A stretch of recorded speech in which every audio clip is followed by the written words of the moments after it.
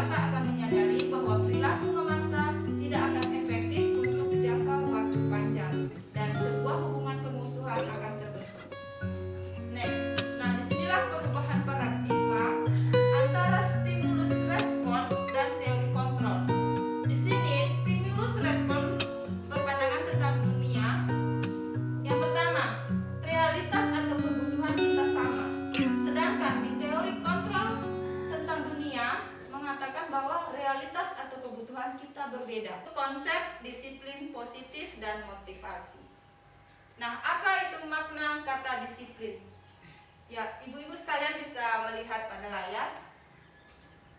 Ketika mendengar kata disiplin, apa yang ada di benak ibu-ibu sekalian? Ya, mari kita berpikir, apa yang terlintas di pikiran Anda? Kebanyakan orang akan menghubungkan kata disiplin dengan kata tertib, teratur, dan kepatuhan pada peraturan. Kata disiplin juga sering dihubungkan dengan hukuman. Padahal itu sungguh berbeda karena belajar tentang disiplin positif tidak harus dengan memberi hukuman. Justru itu adalah salah satu alternatif terakhir dan bila perlu tidak digunakan sama sekali. Nah, disiplin diri dapat membuat seseorang menggali potensinya menuju kepada sebuah tujuan, sesuatu yang dihargai dan bermakna. Dengan kata lain, disiplin diri juga mempelajari bagaimana cara kita mengontrol diri dan bagaimana menguasai diri untuk memilih tindakan yang mengacu pada nilai-nilai yang kita hargai. Nah, di sini ada penekanan, ya kembali dulu, pada nilai-nilai yang kita hargai. Nah, nilai-nilai inilah yang mengacu pada budaya positif itu sendiri. Ya, next. Ada 3 motivasi perilaku manusia. Ya, menurut Diane Gossen dalam bukunya Restructuring School Discipline menyatakan ada 3 alasan motivasi perilaku manusia. Yang pertama, motivasi untuk menghindari ketidaknyamanan atau hukuman. Ya, ini adalah tingkat terendah dari motivasi perilaku manusia. Biasanya, orang yang motivasi perilakunya untuk menghindari hukuman atau ketidaknyamanan akan bertanya, apa yang akan terjadi apabila saya tidak melakukannya? Sebenarnya mereka sedang menghindari permasalahan yang mungkin muncul dan berpengaruh pada mereka secara fisik, psikologis maupun tidak terpenuhinya kebutuhan mereka bila mereka tidak melakukan tindakan tersebut. Motivasi yang kedua yaitu untuk mendapatkan imbalan atau penghargaan dari orang lain. Satu tingkat di atas motivasi yang pertama, ya. Di sini orang berperilaku untuk mendapatkan imbalan atau penghargaan dari orang lain. Orang dengan motivasi ini akan bertanya, apa yang akan saya dapatkan apabila saya melakukannya?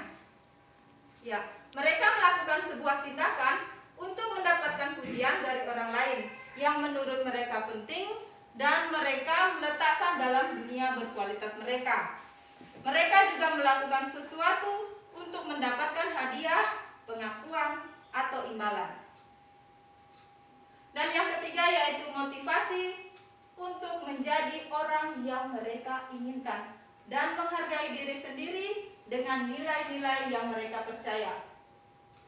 Orang dengan motivasi ini akan bertanya, akan menjadi orang yang seperti apa bila saya melakukannya? Mereka melakukan sesuatu karena nilai-nilai yang mereka yakini dan hargai. Dan mereka melakukannya karena mereka ingin menjadi orang yang melakukan nilai-nilai yang mereka yakini tersebut. Ini adalah motivasi yang akan membuat seseorang memiliki disiplin positif karena motivasi perilakunya bersifat internal, bukan eksternal. Ya, motivasi yang ketiga ini adalah motivasi internal, dan yang dua ini, motivasi pertama dan kedua merupakan motivasi eksternal, berarti ada pengaruh dari luar. Saya berikan contoh. Ketika saya ingin datang tepat waktu ke sekolah, jika motivasi Yang pertama, saya itu akan datang ke sekolah karena saya takut mendapat hukuman atau peringatan dari kepala sekolah misalnya. Jadi saya motivasi saya datang sekolah tepat waktu karena saya takut mendapatkan berupa peringatan atau teguran. Nah, kalau yang contoh yang kedua, ketika saya memiliki motivasi karena ingin mendapatkan imbalan, berarti saya ingin rajin atau tepat waktu ke sekolah karena saya ingin mendapatkan penghargaan, misalnya menjadi guru teladan. Nah, itu motivasi yang kedua. Tetapi jika saya sudah memiliki motivasi yang ketiga bahwa saya datang tepat waktu ke sekolah karena saya menghargai waktu, menghargai diri saya sendiri untuk menjadi seseorang yang memiliki nilai-nilai yang saya yakini bahwa ketika saya datang tepat waktu bahwa saya itu adalah orang yang menghargai waktu. Seperti itu. Ya, next. Konsep yang ketiga yaitu konsep keyakinan kelas. Mengapa keyakinan kelas? Mengapa tidak peraturan kelas saja? Nah, pertanyaan berikut adalah mengapa kita memiliki peraturan tentang penggunaan helm pada saat mengendarai kendaraan roda 2 atau motor? Ya, di sini pertanyaannya, mengapa kita memilih peraturan tentang penggunaan masker dan mencuci tangan setiap saat? Nah, pertanyaan pertama, menggunakan helm. Kemungkinan jawabannya adalah keselamatan. Kalau untuk menggunakan masker dan mencuci tangan, kemungkinan jawabannya untuk kesehatan dan atau keselamatan. Nah, di sini nilai-nilai keselamatan dan kesehatan inilah yang kita sebut sebagai suatu keyakinan, yaitu nilai-nilai kebajikan atau prinsip-prinsip universal yang disepakati bersama secara universal, lepas dari latar belakang suku, negara, bahasa, maupun agama. Menurut Gosen, tahun 1998, suatu keyakinan akan lebih memotivasi seseorang dari dalam atau memotivasi secara intrinsik. Seseorang akan lebih tergerak dan bersemangat untuk menjalankan keyakinannya daripada hanya sekedar mengikuti serangkaian peraturan. Ya, next. Pembentukan keyakinan kelas. Yang pertama, keyakinan kelas bersifat lebih abstrak daripada peraturan yang lebih rinci dan konkret. Kedua, keyakinan kelas berupa pernyataan-pernyataan universal. Yang ketiga, pernyataan keyakinan kelas senantiasa dibuat dalam bentuk positif. Keyakinan kelas hendaknya tidak terlalu banyak sehingga mudah diingat dan dipahami oleh semua warga kelas. Yang kelima, keyakinan kelas sebaiknya sesuatu yang dapat diterapkan di lingkungan tersebut. Yang keenam, semua warga kelas hendaknya ikut berkontribusi dalam pembuatan keyakinan kelas lewat kegiatan curah pendapat. Yang ketujuh, bersedia meninjau kembali keyakinan kelas dari waktu ke waktu.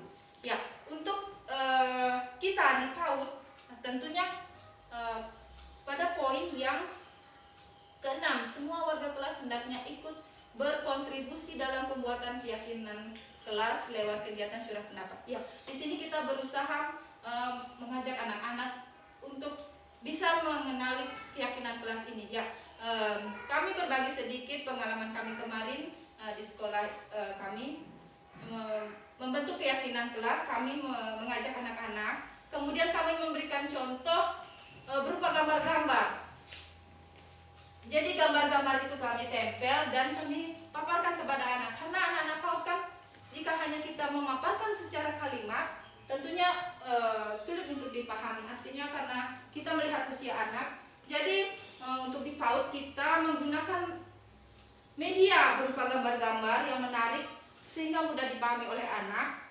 Kemudian kita mengajak anak itu untuk sama-sama menyepakati keyakinan kelas yang akan kita buat bersama. Iya, next. Contoh dari keyakinan kelas. Di sini ada kesepakatan kelas dan keyakinan kelas. Nah, kalau di sini adalah datang tepat waktu, mengucapkan salam, aktif dalam pembelajaran, dan menjaga kebersihan sekolah, itu adalah suatu kesepakatan kelas. Ya, keyakinan kelas di sini adalah kami guru dan murid yang saling menyayangi. Kami murid yang semangat belajar. Kami murid yang peduli dengan lingkungan. Kami saling menghargai. Ya, keyakinan kelas di sini kita bisa pahami bahwa sifatnya universal. Sifatnya universal ya. Jadi saling menyayangi, semangat belajar, peduli dengan lingkungan, dan saling menghargai, itu sifatnya universal atau umum ya. Nah, kalau kesepakatan kelas sifatnya sudah lebih khusus, artinya sudah mengacu pada seperti datang tepat waktu. Jadi khusus, kita sudah bisa melihat bahwa datang tepat waktu seperti apa itu kesepakatan kelas kita ya. Selanjutnya next. Nah, kita lanjut lagi pada konsep yang keempat, yaitu konsep pemenuhan kebutuhan dasar. Ya, kebutuhan dasar manusia merupakan seluruh tindakan manusia yang memiliki tujuan tertentu. Semua yang kita lakukan adalah usaha terbaik kita untuk mendapatkan apa yang kita inginkan. Ketika kita mendapatkan apa yang kita inginkan, sebetulnya saat itu kita sedang memenuhi satu atau lebih dari satu kebutuhan dasar kita. Ya, di sini ada 5 kebutuhan dasar manusia. Yang pertama adalah kebutuhan bertahan hidup. Yang kedua, kebutuhan cinta dan kasih sayang. Yang ketiga, kebutuhan kesenangan. Yang keempat, kebutuhan kebebasan. Dan yang kelima, kebutuhan penguasaan. Ya, kebutuhan yang pertama yaitu kebutuhan bertahan hidup atau survival. Nah, adalah kebutuhan yang bersifat fisiologis untuk bertahan hidup, misalnya kesehatan, rumah, dan makanan. Ya. Yang kedua, cinta dan kasih sayang atau kebutuhan untuk diterima. Kebutuhan ini adalah kebutuhan psikologis. Kebutuhan untuk mencintai dan memiliki meliputi kebutuhan akan hubungan dan koneksi sosial. Kebutuhan untuk memberi dan menerima kasih sayang, dan kebutuhan untuk merasa menjadi bagian dari suatu kelompok. Ya, kebutuhan yang ketiga yaitu kebutuhan penguasaan atau kebutuhan atas kemampuannya. Ya. Kebutuhan ini berhubungan dengan kebutuhan untuk mencapai sesuatu, menjadi kompeten, menjadi terampil, diakui atas prestasi dan keterampilan kita, didengarkan, dan memiliki rasa harga diri. Kebutuhan dasar yang keempat yaitu kebutuhan kebebasan atau kebutuhan akan pilihan. Kebutuhan untuk bebas adalah kebutuhan akan kemandirian, otonomi, memiliki pilihan, dan mampu mengendalikan arah hidup seseorang. Anak-anak dengan kebutuhan kebebasan yang tinggi menginginkan pilihan, mereka perlu banyak bergerak, suka mencoba-coba, tidak terlalu terpengaruh oleh orang lain, dan senang mencoba hal baru dan menarik. Dan selanjutnya yaitu kebutuhan dasar yang kelima adalah kebutuhan kesenangan, yaitu kebutuhan untuk merasa senang. Kebutuhan akan kesenangan adalah kebutuhan untuk mencari kesenangan, bermain, dan tertawa. Bayangkan hidup tanpa kenikmatan apapun, betapa menyedihkan. Ya, Glasser menghubungkan kebutuhan akan kesenangan dengan belajar. Semua hewan dengan tingkat intelijensi tinggi seperti anjing, lumba-lumba, primata, dan lain-lain itu bermain. Saat mereka bermain, mereka mempelajari keterampilan hidup yang penting. Nah, manusia tidak berbeda, ya.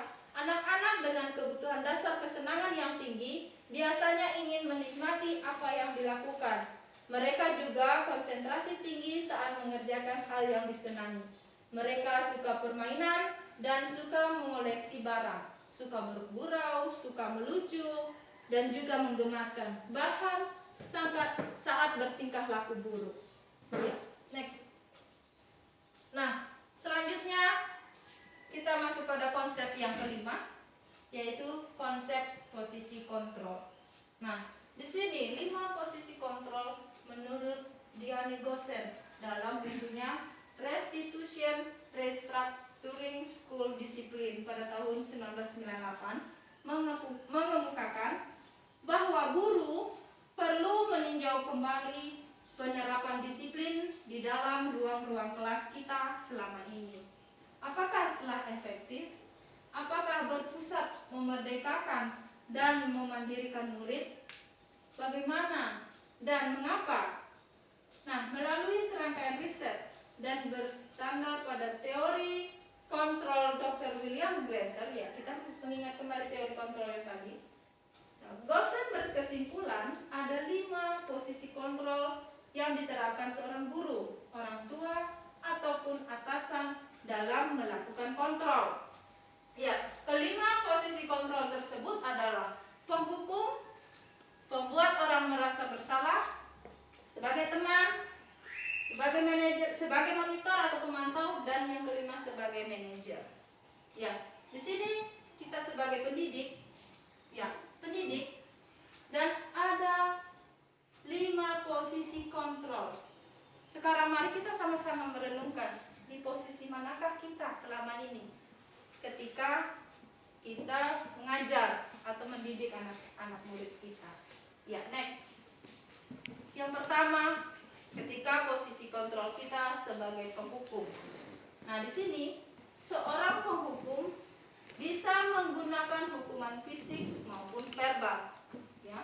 Orang-orang yang menjalankan posisi penghukum senantiasa mengatakan bahwa sekolah memerlukan sistem atau alat yang dapat lebih menekan murid-murid lebih dalam lagi. Guru-guru yang menerapkan posisi penghukum akan berkata, ya, kita lihat ya, kata-kata guru sebagai posisi penghukum.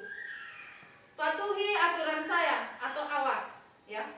Ada seperti kalimat ancaman di sini ya. Atau kamu selalu saja salah, selalu, pasti selalu yang terakhir selesai. Ya, kata-kata seperti itu. Nah, seperti guru seperti ini senantiasa percaya hanya ada satu cara agar pembelajaran bisa berhasil, yaitu dengan cara guru itu sendiri. Nah, itulah posisi sebagai penghukum. Ya, next. Yang kedua, posisi sebagai pembuat orang merasa bersalah. Pada posisi ini, biasanya guru akan bersuara lebih lembut. Pembuat orang merasa bersalah akan menggunakan keheningan yang membuat orang lain merasa tidak nyaman, bersalah, atau rendah diri.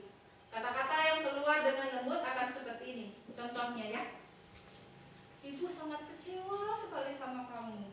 Ya, jadi dia mengutarakan dengan halus, tetapi kesannya kalimatnya itu negatif. Jadi anak-anak merasa, dia akan sedih, dia merasa, oh saya sudah mengecewakan ibu guruku. Ya, jadi dia membuat orang merasa bersalah. Atau contohnya seperti ini. Berapa kali Bapak harus memberitahu kamu ya? Nadanya halus, tapi kalimatnya seakan-akan apa ya, menyindir atau seakan-akan membuat anak itu sedih. Gitu. Nah, contoh yang berikutnya, gimana coba kalau orang tua kamu tahu kamu berbuat begini? Ya, dari kata-kata ini kita bisa melihat bahwa apa yang kita ucapkan itu membuat anak murid merasa dia bersalah.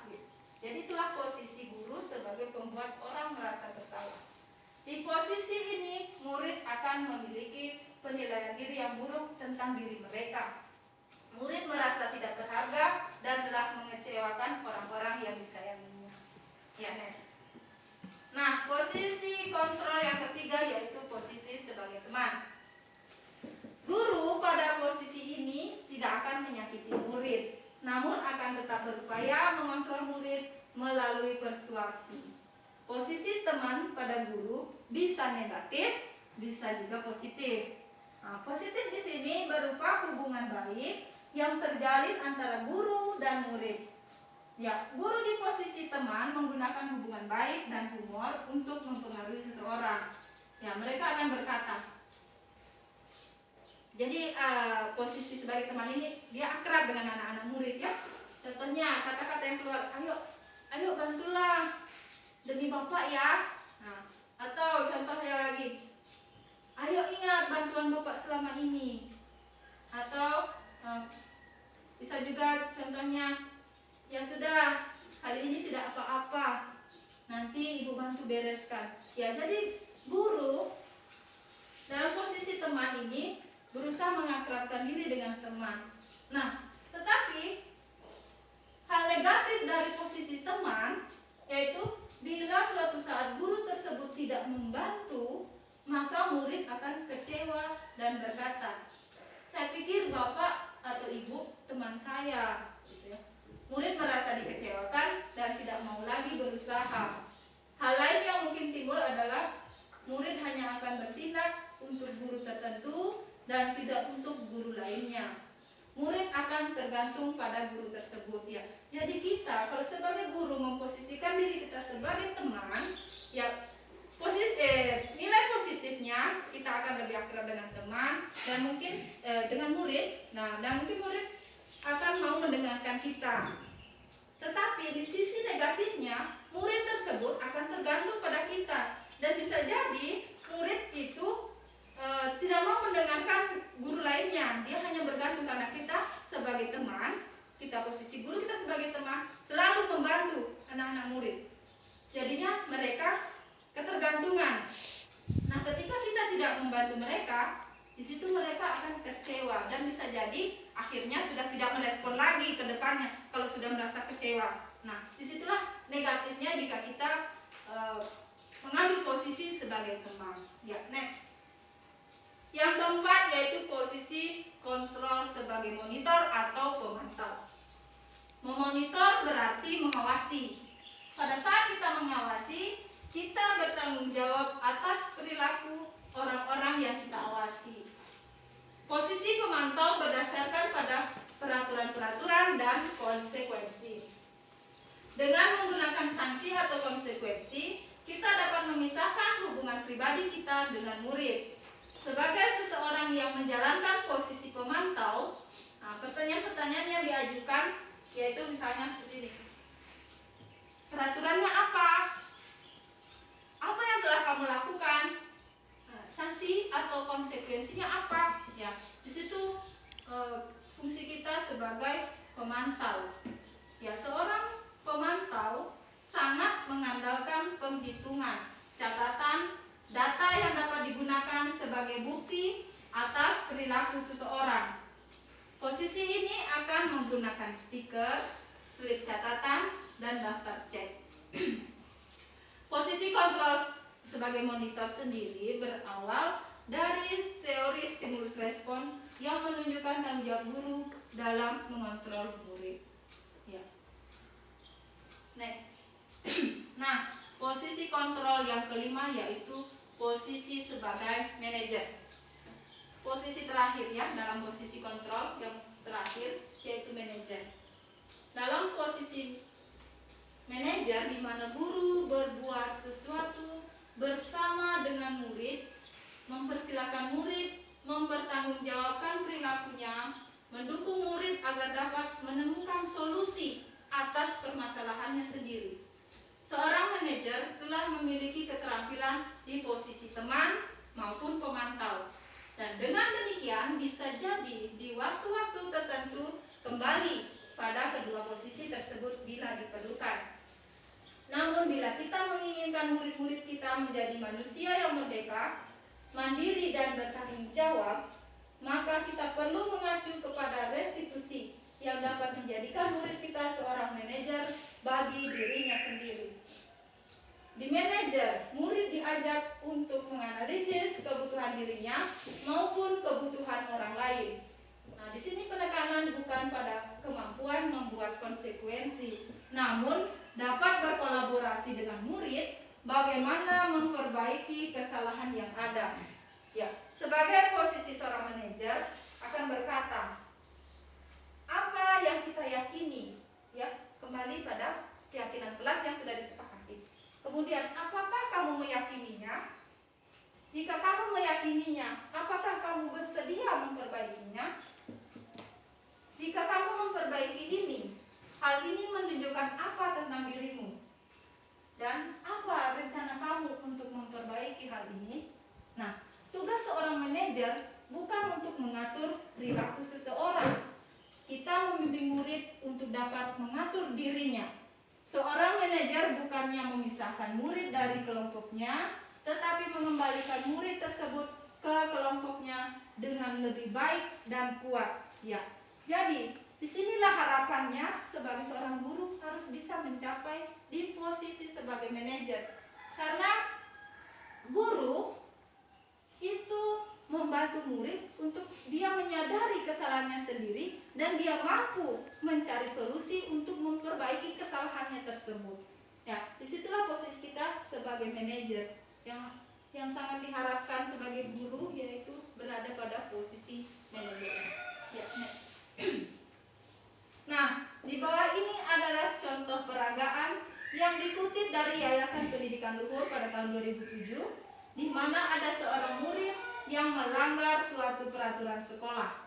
Selanjutnya ada dialog antara seorang guru dengan murid tersebut, serta bagaimana guru tersebut menjalankan disiplin dengan menggunakan kelima posisi kontrol untuk kasus yang sama. Ya, jadi salah satu contoh kasus, dan ini posisi guru. Ya, yang pertama sebagai penghukum, ya, nada suaranya tinggi, bahasa tubuh, mata melotot, dan jari menunjuk-nunjuk menghardik. Ya, sebagai penghukum itu boleh dikatakan menunjukkan sikap-sikap seperti ini, ya, nada suaranya tinggi, matanya melotot sambil menunjuk-nunjuk, dan kesannya mengeluarkan bahasa yang kasar seperti itu, ya. Terlambat lagi, pasti terlambat lagi, selalu datang terlambat. Kapan bisa datang tepat waktu? Nah, ketika kita sebagai guru melakukan hal tersebut, tanyakan kepada diri sendiri, ya, bagaimana perasaan murid bila guru berbicara seperti itu pada saat muridnya datang terlambat? Ya, akibatnya kemungkinan murid marah dan mendendam atau bersifat agresif. Bisa jadi sesudah kembali duduk, murid tersebut akan mencoret-coret bukunya atau meja tulisnya. Lebih buruk lagi, sepulang sekolah murid melihat motor atau mobil bapak ibu guru dan akan menggores-gores. Jadi ketika dimarah oleh gurunya dengan kata-kata kasar sambil ditunjuk-tunjuk, pasti akan timbul rasa dendam pada anak murid tersebut, ya. Nah, next. Ya, ketika kita mengambil posisi kontrol yang kedua, yaitu membuat orang lain merasa bersalah. Nah, di sini nada suara guru itu memelas, halus, sedih, dengan bahasa tubuh merapat pada anak dengan lesu. Nah, jadi contohnya di sini, ya, dia akan berkata, "Adik, kamu ini bagaimana, ya? Kamu sudah berjanji dengan ibu tidak akan terlambat lagi. Kamu kenapa senang sekali mengecewakan ibu? Ibu benar-benar kecewa sekali." Ya, jadi nada suaranya halus, tetapi kesannya menyindir anak. Dia merasa kecewa dengan apa yang dilakukan anak. Nah, di sini bagaimana perasaan murid bila ditegur dengan cara seperti ini? Ya, akibatnya murid jadi merasa bersalah telah mengecewakan ibu atau bapak gurunya. Murid akan merasa menjadi orang yang gagal dan tidak sanggup membahagiakan orang lain. Jadi ketika anak itu merasa bersalah, itu tertanam di otaknya, tertanam di alam bawah sadarnya bahwa saya ini orang yang selalu buat salah, selalu membuat orang lain kecewa. Nah, kadangkala sikap seperti ini lebih berbahaya dari sikap penghukum, karena emosi akan tertanam rapat di dalam, ya, murid menahan perasaan. Tidak seperti murid dengan guru penghukum, seperti yang contoh yang pertama tadi, di mana murid bisa menumbuhkan amarahnya walaupun dengan cara negatif. Murid tertekan seperti inilah yang tiba-tiba bisa meletus amarahnya dan bisa menyakiti diri sendiri atau orang lain. Ya, next. Nah, contoh yang ketiga ketika kita mengambil posisi kontrol sebagai teman. Ya, dengan nada suara ramah, akrab, bercanda, dengan bahasa tubuh merapat pada anak, mata dan senyum jenaka. Adib, ayolah, bagaimana sih kamu? Ya, dengan senyum-senyum seperti itu ya. Kemarin kamu sudah janji ke bapak atau ibu. Kenapa terlambat lagi? Ambil tertawa. Jadi bahasanya kayak akrab begitu dengan sesama teman seperti itu ya. Ya sudah, tidak apa-apa, duduk dulu sana. Nanti Pak Guru bantu. Kamu ini, ya. Jadi di sini contoh guru ini dia selalu memberikan bantuan kepada anak. Meskipun anak itu sudah melakukan kesalahan, tetapi guru selalu membantunya. Oh, nah seperti pada kata ini, nanti Pak Guru bantu. Kamu ini, ya. Jadi bagaimana perasaan murid dengan sikap guru seperti ini? Ya, tentunya murid akan merasa tenang karena akrab dengan gurunya. Nah, ini termasuk positif, tetapi di sisi negatif murid menjadi tergantung pada guru tersebut. Bila ada masalah, dia bisa mengandalkan guru tersebut untuk membantunya. Jadi kalau setiap ada masalah, murid akan lari ke guru itu karena dia merasa, oh guru, oh ibu Madenita selalu bantu saya. Jadi kalau saya ada apa-apa, saya mau cari ibu Madenita mau bantu saya. Jadi pemikiran anak kan seperti itu ya. Nah, akibat lain dari posisi teman, jadi murid hanya akan berbuat sesuatu bila yang menyuruh adalah guru tersebut dan belum tentu berlaku yang sama dengan guru atau orang lainnya. Itulah negatifnya di situ ya. Jadi murid akan mencari saya ketika saya sebagai teman, dan apa yang saya suruh kepada murid, murid akan melakukan. Tetapi ketika guru yang lain menyuruh, murid itu tidak akan mau melakukan karena dia hanya dekatnya dengan saya sebagai guru yang dia sukai. Ya, next. Nah, selanjutnya contoh sebagai ketika posisi kita sebagai pemantau. Di sini nada suaranya datar, bahasa tubuh yang formal. Ya, di sini sudah nampak seperti ada ketegasan seperti itu ya. Nah, contohnya, Adi, tahukah kamu jam berapa mulai? Ya, Adi menjawab, tahu Pak. Nah, guru kemudian berkata lagi, kamu terlambat 15 menit. Apakah kamu sudah mengerti apa yang harus dilakukan bila terlambat? Ya, Adi menjawab, paham Pak, saya harus tinggal kelas pada jam istirahat nanti dan mengerjakan tugas ketertinggalan saya. Nah, guru menjawab, ya benar, nanti pada saat jam istirahat kamu harus sudah di kelas untuk menyelesaikan tugas yang tertinggal tadi. Saya tunggu. Nah, di sini ada kata saya tunggu. Di sini guru sebagai pemantau, dia akan mengawasi anak murid tadi. Setelah jam istirahat, dia akan mengawasi anak murid tadi untuk menyelesaikan tugasnya pada saat jam istirahat. Ya, nah kita lihat kembali bagaimana perasaan murid diperlakukan seperti ini. Akibatnya, murid memahami sanksi yang harus dijalankan karena telah melanggar salah satu peraturan sekolah. Nah, guru tidak menunjukkan suatu emosi yang berlebihan, menjadi marah atau membuat merasa berbuat salah. Nah, murid tetap dibuat untuk nyaman, yaitu dengan harus tinggal kelas pada waktu jam istirahat dan mengerjakan tugas. Guru tetap harus memonitor atau memantau murid pada saat mengerjakan tugas di jam istirahat karena murid tidak bisa ditinggal seorang diri ya. Itu tugasnya sebagai pemantau. Guru tuh tetap mengawasi ketika murid mengerjakan tugasnya itu. Iya, next. Nah, selanjutnya ketika kita mengambil posisi kontrol yang kelima yaitu sebagai manajer. Nah, pada posisi manajer, maka suara guru sebaiknya tulus.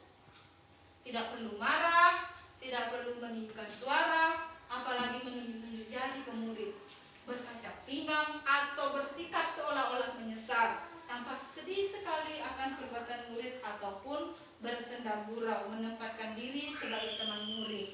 Ya, posisi sebagai manajer fokusnya adalah pada murid, bukan untuk membahagiakan guru atau orang tua. Nah, murid sudah mengetahui adanya suatu masalah dan sesuatu perlu terjadi. Bila guru mengambil posisi pemantau, guru akan melihat apa sanksinya, apa peraturannya. Namun pada posisi manajer, guru akan mengembalikan tanggung jawab pada murid untuk mencari jalan keluar permasalahannya, tentu dengan bimbingan guru. Jadi, posisi guru sebagai manajer, guru hanya membimbing untuk murid itu bisa mencari solusi untuk permasalahannya sendiri, ya. Jadi bukan guru yang memberikan. Pada posisi pemantau tadi, guru memberikan apa konsekuensinya. Tetapi pada posisi manajer, guru mengembalikan kepada murid itu sendiri. Kalau kamu terlambat, bagaimana seharusnya? Apa seharusnya kamu lakukan agar kamu tidak terlambat lagi? Seperti itu, ya. Jadi anak, karena dia dari dalam dirinya sendiri mengeluarkan solusi yang ingin dia lakukan, maka itu muncul dari dalam dirinya sendiri tanpa adanya paksaan. Jadi, ya, itu akan menjadi motivasi yang muncul dari dalam diri anak itu sendiri. Ya, next. Nah, kita masuk pada konsep inti yang keenam, yaitu segitiga restitusi. Nah, sebagai seorang guru, ketika murid melakukan kesalahan, maka yang harus dilakukan adalah dengan melakukan restitusi. Apa itu restitusi? Ya, restitusi merupakan sebuah cara untuk menanamkan disiplin positif pada murid. Restitusi adalah proses menciptakan kondisi bagi murid untuk memperbaiki kesalahan mereka, sehingga mereka bisa kembali pada kelompok mereka dengan karakter yang lebih kuat, ya, seperti pendapat Gosen tahun 2004. Restitusi juga adalah proses kolaboratif yang mengajarkan murid untuk mencari solusi untuk masalah dan membantu murid berpikir tentang orang seperti apa yang mereka inginkan dan bagaimana mereka harus memperlakukan orang lain. Ya. Menurut Charles Gosen tahun 1996. Nah, restitusi membantu murid menjadi lebih memiliki tujuan, disiplin positif, dan memulihkan dirinya setelah berbuat salah. Penekanannya bukanlah pada bagaimana perilaku yang menyenangkan orang lain atau menghindari ketidaknyamanan, namun tujuannya adalah menjadi orang yang menghargai nilai-nilai kebajikan yang mereka percaya atau menumbuhkan motivasi intrinsik. Ya, seperti yang tadi kita sudah memahami 3 motivasi. Nah, inilah motivasi yang ketiga, yaitu motivasi intrinsik, menghargai nilai-nilai kebajikan yang mereka percaya atau mereka yakini. Ya, next. Nah, inilah segitiga restitusi. Ya, dalam menghadapi kasus yang ada di sekolah, guru melakukan restitusi melalui segitiga restitusi di bawah ini. Ya, yang pertama yaitu menstabilkan identitas.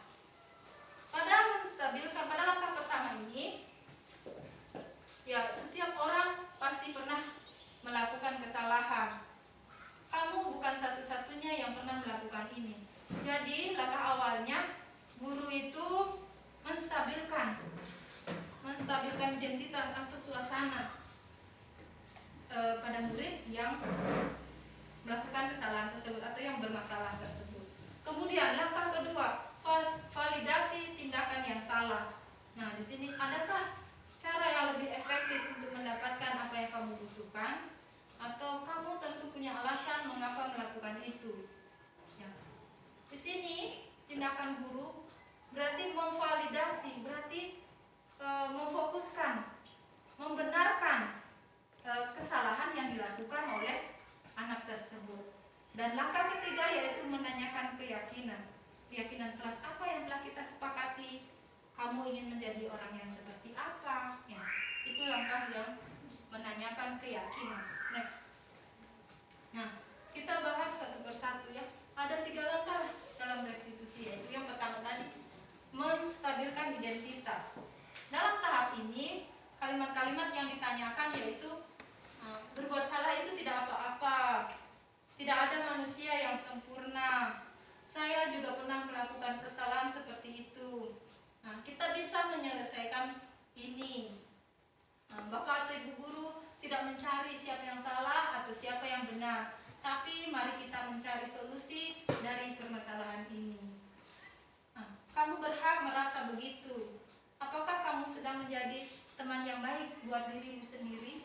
Nah, dari rangkaian kata-kata ini, itu adalah contoh yang bisa kita katakan pada langkah pertama kita melakukan restitusi terhadap murid kita yang melakukan kesalahan atau sedang bermasalah di sekolah.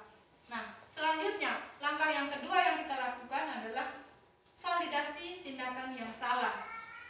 Setiap tindakan dilakukan dengan suatu tujuan, yaitu untuk memenuhi kebutuhan dasar. Restitusi tidak menyarankan guru bicara ke murid bahwa melanggar aturan itu adalah sikap yang baik, tapi dalam restitusi guru harus memahami alasannya dan paham bahwa setiap orang pasti melakukan yang terbaik di waktu tertentu. Ya, jadi dalam langkah kedua ini bukan berarti guru itu membenarkan apa yang kesalahan yang dibuat, tetapi guru mencari tahu alasannya kenapa anak itu berbuat seperti itu atau melakukan kesalahan. Ya. Dan selanjutnya langkah ketiga yang kita lakukan adalah menanyakan keyakinan. Nah, teori kontrol menyatakan bahwa kita pada dasarnya termotivasi secara internal. Ketika identitas sukses telah tercapai, yaitu pada langkah pertama, dan tingkah laku yang salah telah divalidasi, ya pada langkah kedua, maka anak akan siap untuk dihubungkan dengan nilai-nilai yang dia percaya dan berpindah menjadi orang yang dia inginkan. Jadi pada tahap ketiga ini, pada langkah menanyakan keyakinan, kita mengembalikannya kepada murid itu sendiri. Ya, apa yang telah kita yakini? Jadi anak mengingat kembali keyakinan-keyakinan kelas, apa. Jadi dia menyadari sendiri akan kesalahannya dan dia akan mencoba untuk menemukan solusi atas kesalahan yang dia lakukan. Bagaimana caranya supaya dia tidak ulangi? Nah, seperti itu. Ya, next. Nah, kita sudah mencapai akhir dari materi ini. Nah, dapat kita simpulkan dari beberapa konsep inti di atas, dapat kita tarik kesimpulan atau benang merah dari materi-materi tersebut, yaitu dalam penerapan budaya positif di sekolah dilakukan dengan membuat keyakinan kelas atau keyakinan sekolah. Penerapan disiplin positif dilakukan dengan kegiatan pembiasaan. Ketika murid melanggar aturan atau keyakinan kelas, maka guru perlu melakukan langkah restitusi dengan bertindak sebagai posisi kontrol manajer. Nah, guru tidak hanya berfokus pada masalah yang dilakukan murid, tetapi guru juga harus mampu melihat kebutuhan dasar murid. Apa alasan mereka melakukan hal itu? Dan kemudian membimbing anak untuk mencari solusi dari permasalahannya sendiri. Nah, dengan restitusi, anak tidak hanya menyadari kesalahannya, tetapi juga dapat menumbuhkan keyakinan pada diri anak untuk melakukan yang terbaik ke depannya. Sehingga akhirnya dapat menumbuhkan motivasi dalam diri anak untuk menjalankan nilai-nilai yang diyakininya. Dengan demikian, anak dapat menerapkan budaya positif di sekolah maupun di rumah. Ya, demikianlah pemaparan saya pada kesempatan ini. Saya ucapkan terima kasih.